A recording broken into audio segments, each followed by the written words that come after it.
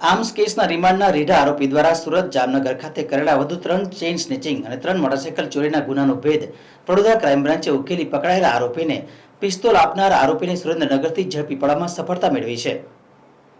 વડોદરા શહેર ક્રાઇમ બ્રાન્ચની ટીમ દ્વારા એક ગુનાની તપાસ કરવામાં આવી રહેલ હોય આરોપી અજય પરસોંડા નામના નામદાર કોર્ટ પાસેથી 3 દિવસના પોલીસ કસ્ટડી રિમાન્ડ મેળવ્યા હતા.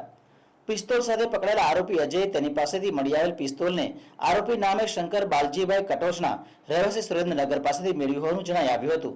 જે માહિતીના આધારે ક્રાઇમ બ્રાન્ચની ટીમે સુરેન્દ્રનગર ખાતે પહોંચી આરોપીને પિસ્તોલ આપનાર શંકર કટોચનાની ધરપકડ કરી હતી.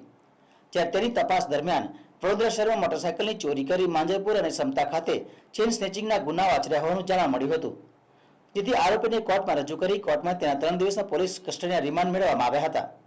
આ દરમિયાન તેની પૂછપરછમાં વર્ષ 2024-25માં સુરત શહેરના 2 અને જામનગર ખાતે 1 મહિલાને મળી કુલ 3 મહિલાઓના ગળામાંથી સોનાની ચેઇન આંચકી ગુનો કર્યો હોવાનું જણાઈ આવતા આ અંગે સુરત અને જામનગર પોલીસને જાણ કરવામાં આવી હતી.